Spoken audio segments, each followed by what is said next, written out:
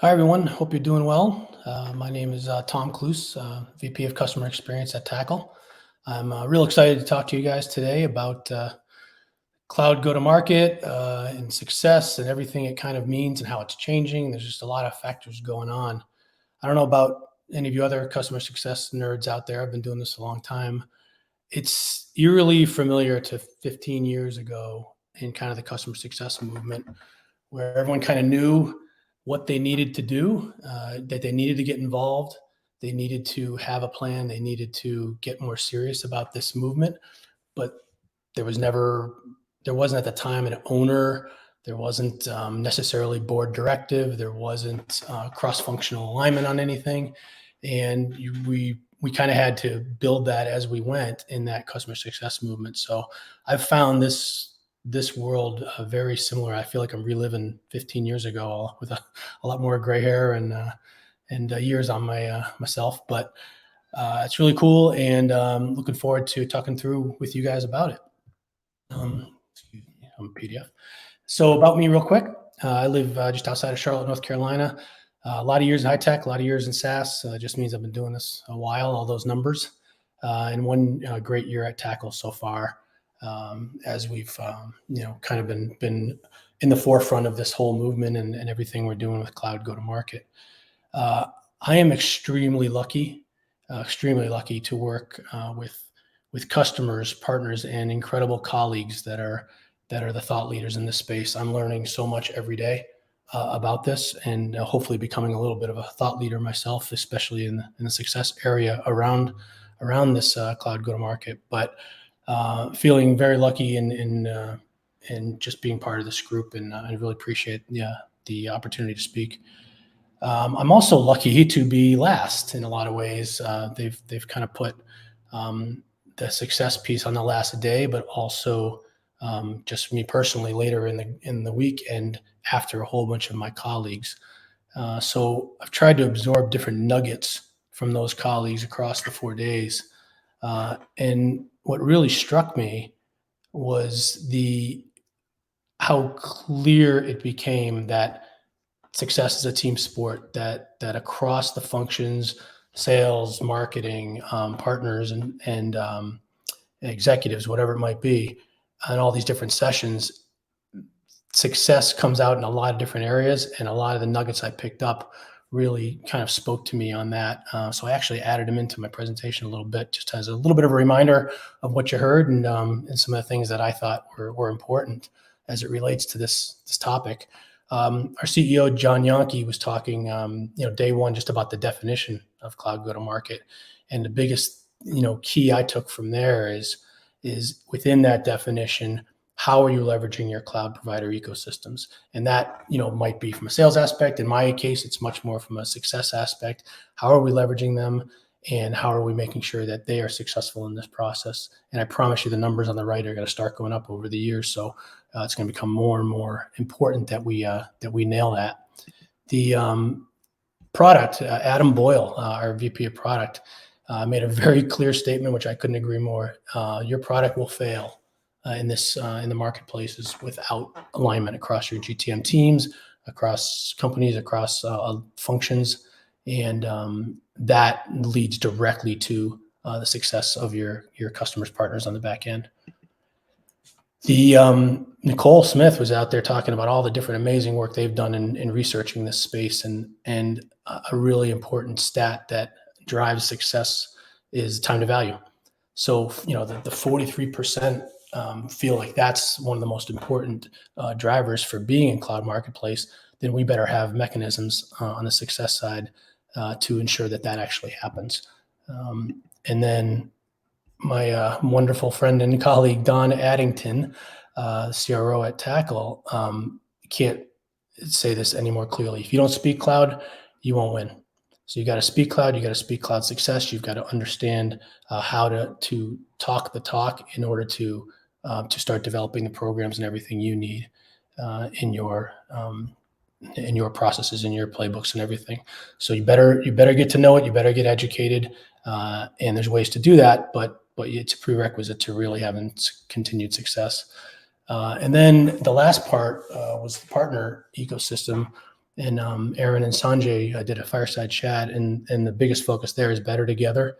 And I love Aaron's quote about how do you help the cloud provider help their customer have a better outcome. There's like 3 layers to that statement. So what are we going to do across those pieces to drive success? And Aaron's obviously in the forefront of in terms of thought leadership there. And Sanjay, although I don't know if he said it in the session, he says this a lot, so I took it.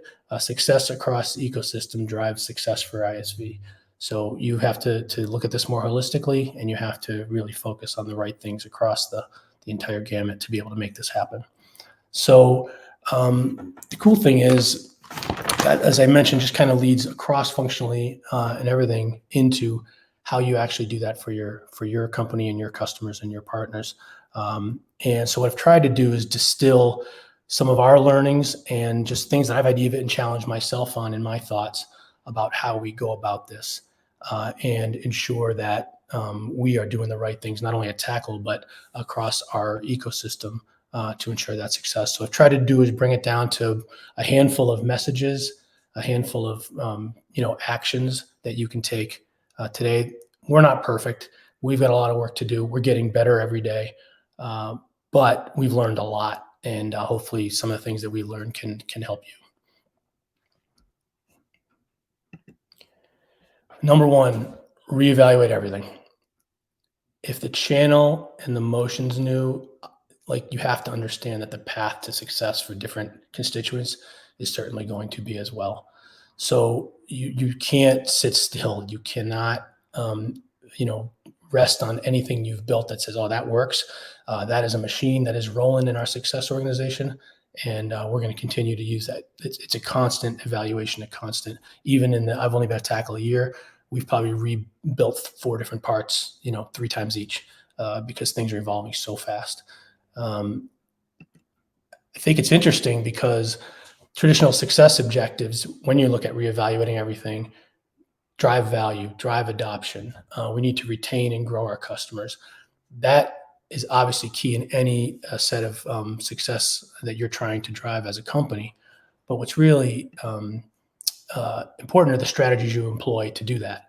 So traditionally, you're going to segment your customers. You're going to make sure that everyone's enabled on the platform, build the playbooks, invest in tools, operations, whatever you have to do there.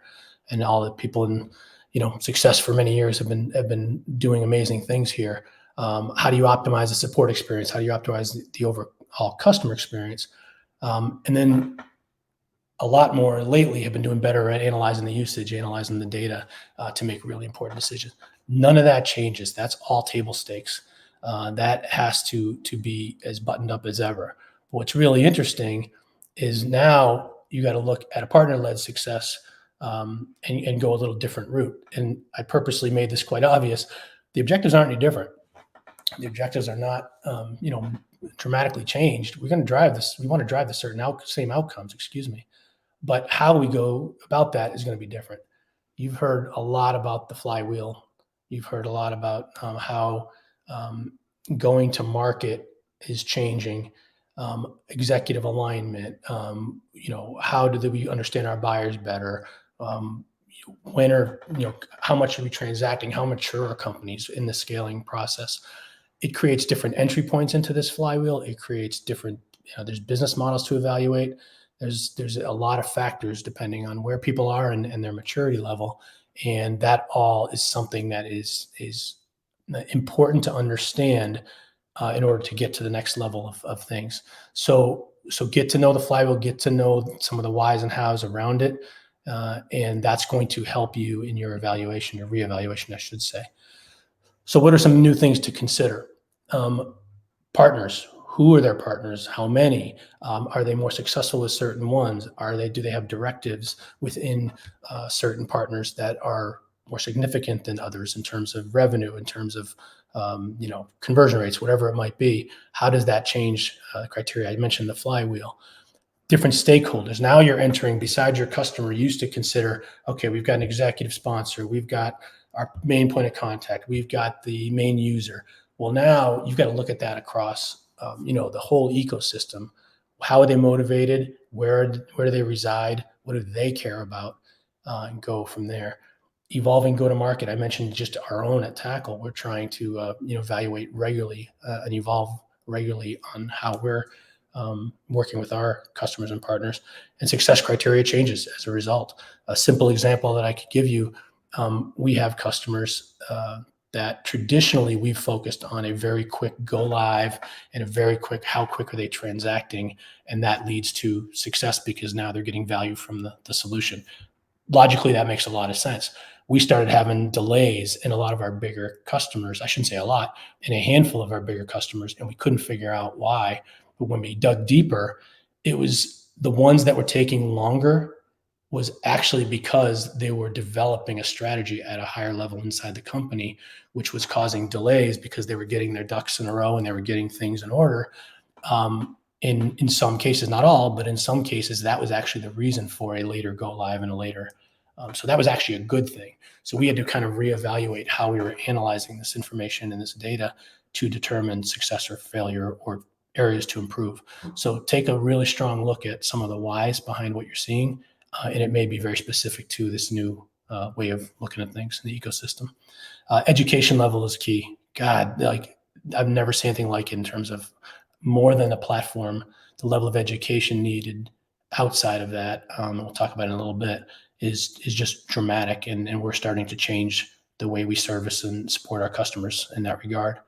And then I mentioned maturity. There's maturity across a whole bunch of factors, whether it's co-sell or just their go-to-market or just their leverage or not leveraging marketplace. So a lot of factors to consider here as you look at these new strategies to your success. Message 2, I kind of hit on it there. Success resides far beyond your platform. This is a new level of what else is involved to make a customer successful, make a partner successful, and anyone in the ecosystem. So taking a strong look at that is really important, because there are things, levels of education you don't even realize yet that you're going to need, that you'll come across in your process. Alignment is not just internal, like how are we going to market? Of course, you've got to be aligned across product and sales and success and marketing, but how are you aligned with your constituents throughout the ecosystem? Are the goals similar? Are the the compensation models driving the behaviors that we all want to cross, not just within your own motions? And that's really important to understand that. Knowledge and data sharing, a very specific example there.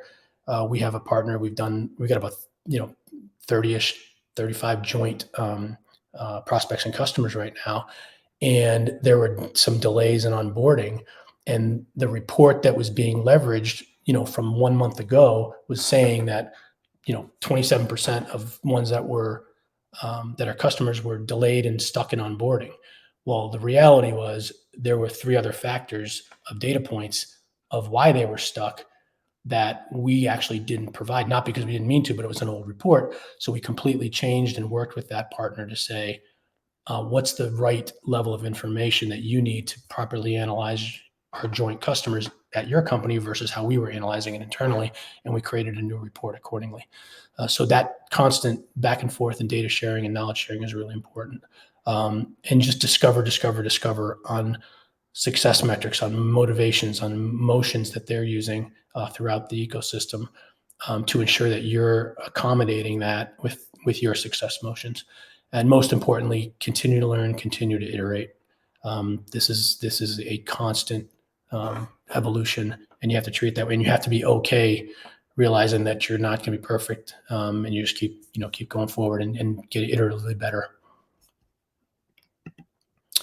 Message number 3. I think this is really important, and I'm not sure it's actually dealt with enough. And again, we're not perfect. We're improving every day. But if you don't get your messaging and motions and engagement models down, and if you aren't pretty crisp and buttoned up, how can you possibly expect others to be? It's so obvious, but it's amazing, and we're all guilty of it at different points in our building success orgs, where we're expecting someone else to speak about our stuff or speak with a joint customer, whatever it might be, and we don't even know if they're setting the right expectations. We don't even know if they're speaking in the right talk track or whatever it might be. And that's not necessarily someone else's fault. That's on us as an organization to ensure that we're buttoned up and that we're educating accordingly. So I use this visual a lot, not this visual, but this concept a lot when I talk about kind of the partner success. I happen to be a golf geek, but you don't have to understand golf to get the concept. In the golf world, you're lining up and you're taking a shot, and if your angle is slightly off, for a 30-yard shot, or a 40-yard shot, if you're at the kind of the ISV level or one of your reps is talking to a customer, okay, you're going to be slightly off maybe. If it's not perfect, okay, no big deal. But if it's a 300-yard shot, if it's 250 and you're out there, the further out on that angle further out you go based on that angle off, you're going to be further and further away from the right messaging, further and further away from the right level of understanding at that partner or at that customer. So really nail down what you're doing close to home, which allows the further that message gets away from your voice or from your meetings, the better chance it has to be way closer to the center line versus further and further out, even though it was only slightly off. So please just take that for whatever it's worth. But I've found over the years that is a massive key to ensuring that others can speak the language you want them to. And the last message, enhance your CS ops and analysis. Now, CS ops is becoming a much bigger thing, whether it's Gainsight or TrendZero, and many of the other providers are talking about it all the time. We take CS operations pretty seriously here at Tackle. And one thing we've learned is you can't just focus on your own workflows, on your own processes, and your own reports, and how to drive your own business. We've started enhancing that with various pieces of data throughout the ecosystem, whether that is new processes and touch points in that journey that we need to incorporate into whether it's a workflow or maybe into our support procedures and who should handle what or route differently because it's a certain type of situation or certain type of customer inside the ecosystem. I mentioned reporting. We did different reports for others. And then there's just going to be inefficiencies throughout that ecosystem that you haven't seen before. So as you analyze that, where can you make things more efficient in those processes? One analysis we did was just an additional set of cohorts around the issues or cases that were coming in per cloud or per partner and the different escalations and how they worked.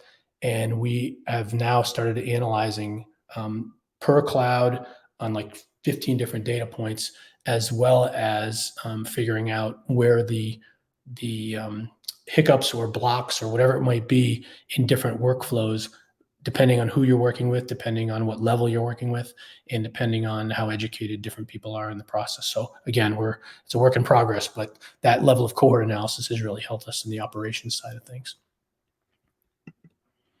So what actions can you take? I am pretty, bent on making sure that at least in these type of things, you try to walk away with one or two things that you can actually use. So hopefully some of these resonate. In terms of reevaluating, I would say look at your customer journey, take a real good look, on some kind of regular cadence, relook at it over and over. But just identify a couple of success motions that are related to this area that you just look at and you go, you know what, based on this new information, based on what we've learned about our motions, we probably should adjust this, or a couple different things, and then pressure test it with a few customers. It sounds overly simple, but I think you'd be shocked at what you would learn just by evaluating that and taking that to a couple of customers that are partners that you want to kind of see what they think, see if it affects the outcome that you want in a positive way. The other thing is on the outside the platform education piece, what we've found is really pretty clear that depending on how enabled a sales team is, or depending on how enabled a partner is, the level of positivity of the outcome can change pretty dramatically. So identify a couple gaps, identify areas where that a particular group or person is just no one's fault, but they just don't have the same level of understanding that they probably need to talk about your stuff. Develop a workshop around that. We've talked through different types of workshops around co-sell, or our executive workshops around, just educating people on go-to-market, and, getting an executive to buy into what we're doing and understand why they need to care, and why they need to help drive it.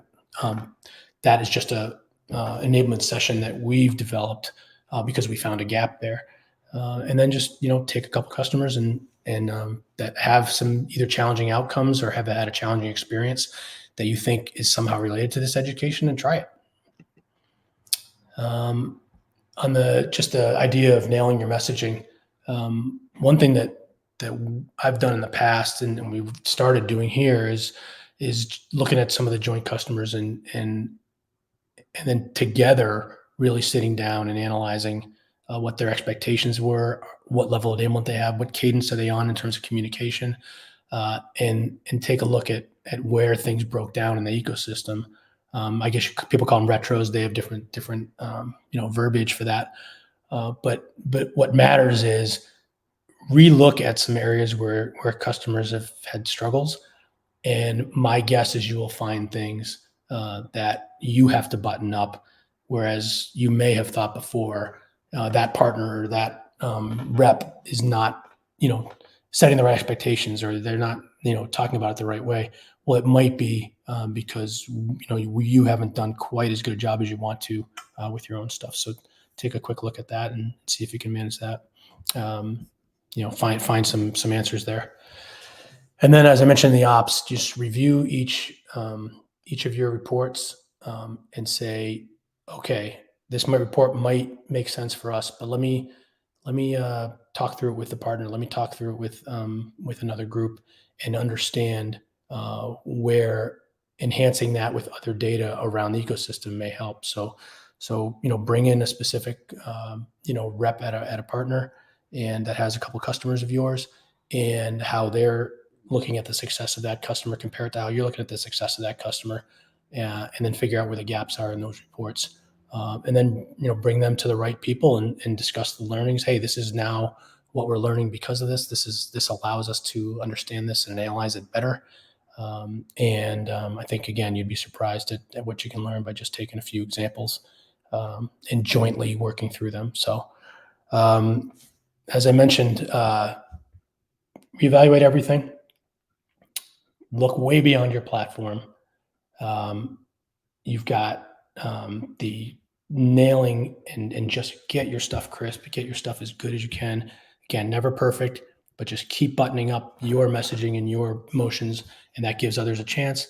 And then finally figure out within your ops where you can improve efficiencies or reporting or anything that's going to help you analyze the entire ecosystem better versus just your business and your platform and how you're selling or servicing or making success at your customers. And I promise you some good things will happen. So really appreciate the time. I'm going to try to look at the chat here and see what I can find.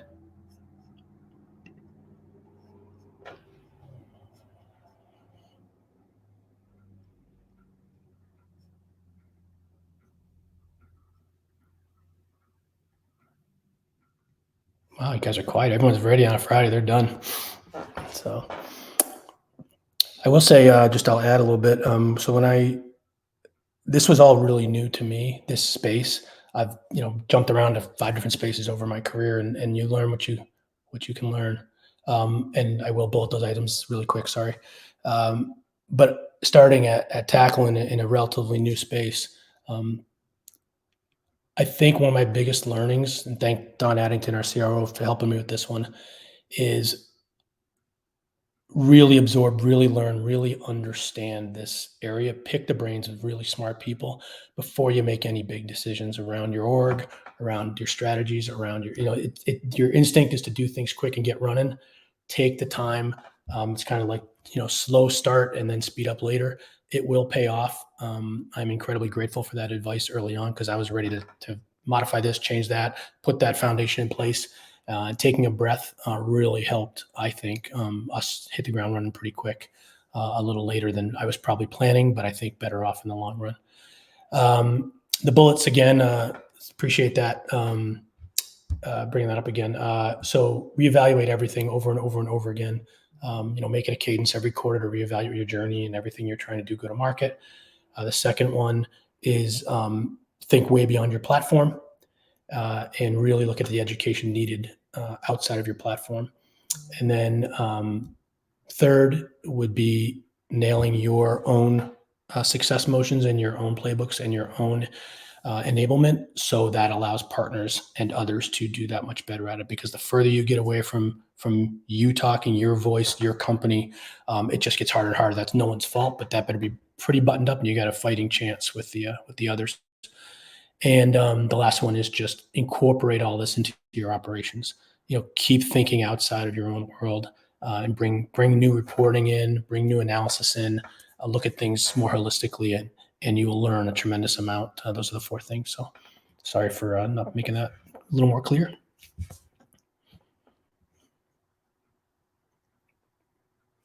Thank you, Ashley, for moderating, by the way, the chat.